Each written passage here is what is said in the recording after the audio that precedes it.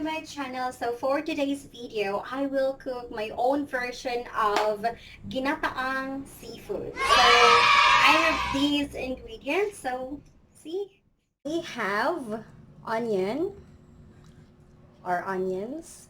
Then we have here bell pepper, garlic, bombay, and we have here espada or sili. And then we have butter. So you can use butter or oil. So it's up to you. So for now, I will be using butter. Then, let's have here. We have magic sarap. Then pepper. We have oyster sauce. Then peanut butter. We have gata. Then toyo. We have here the seafoods. Shells. Crab. So I only bought one crab. Then squid, shrimp. Lagyan na natin yung ating butter. Butter. So yan, na-melt na po yung butter natin. Then after that one, we will put the garlic.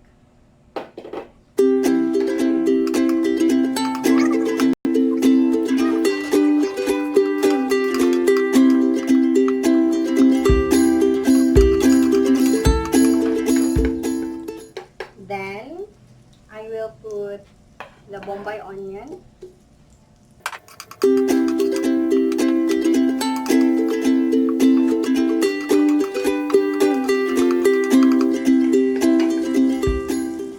Then, after that one, is ilagay ko yung spring onion natin na malalaki.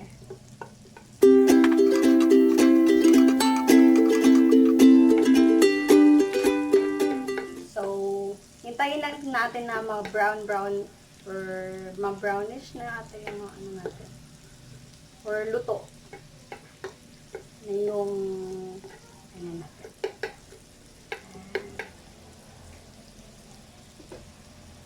So, yan. So, as you can see, luto na po yung ano natin. So, ilagay na natin yung hipon para manuot talaga yung lasa ng hipon. So, ganito po.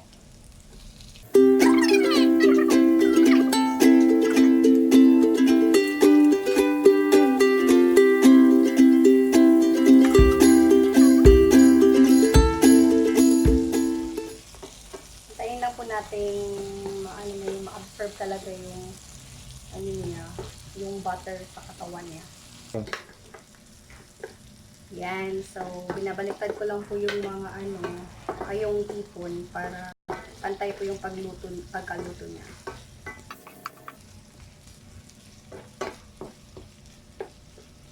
Then, kung gusto niyo talagang manutot yung lasa niya, you can put oyster sauce.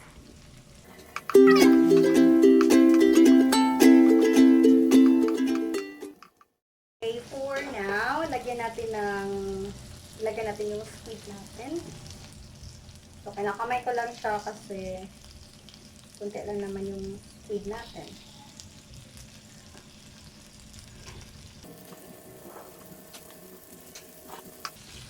Then, we'll mix it.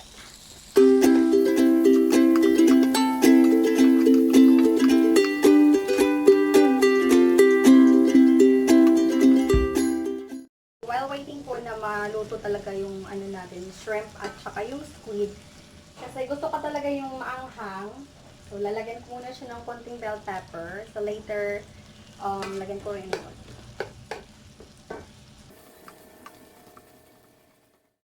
So, yan. Medyo luto-luto na yung ano natin. So, lagyan ko na siya ng oyster sauce.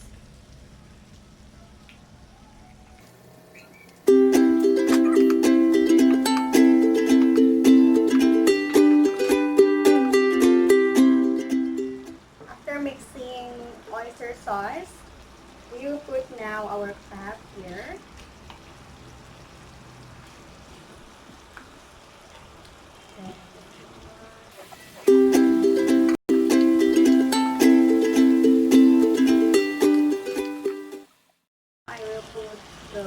sili.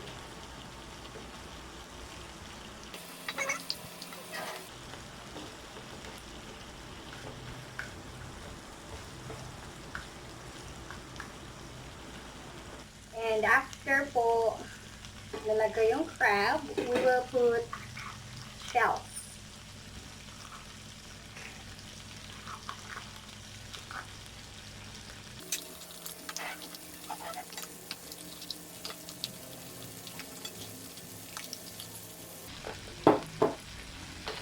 Then mix. So I will put a little bit onion.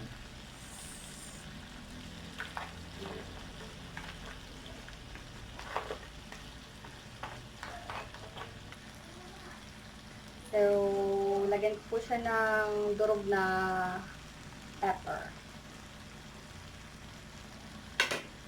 Then, mix.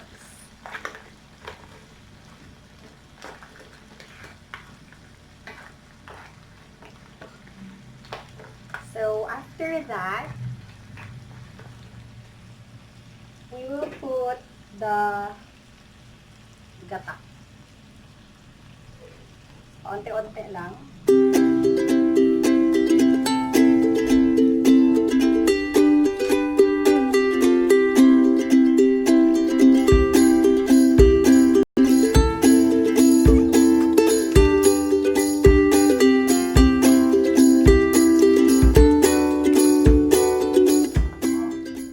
So, I will put a spoon of toyo.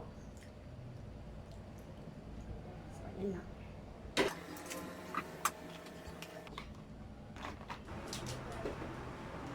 After po, lagyan na natin siya ng magic sarap. So, ubusin ko siya kasi hindi ako naglagay ng salt. Then, mix. After mixing,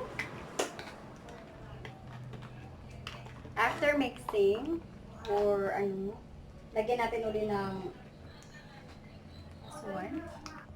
Then, yung natira nating onions.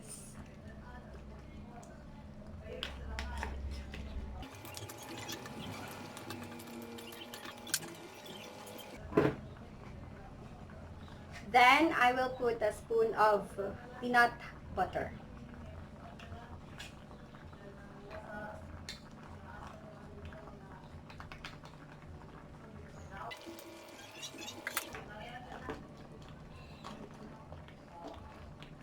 So, ayan guys.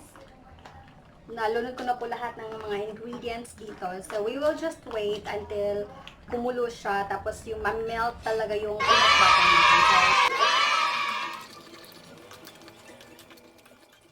So, yung taste niya po, kayo pong bahala sa timpla. Kung gusto niyo maalat, so lagyan niyo po ng asin. Or it's up to you lang talaga po. So, sa akin po, hindi ko na siya nilagyan ng asin. Yun lang yung yung magic sarap. Yun lang yung nilagay ko. So, that's all for today, mga sunod-sunod. Thank you so much for watching my video or my vlog. So, pwede nyo itong gawin at home. I will put all the ingredients I will write all my ingredients here in my description box. So, thank you so much once again.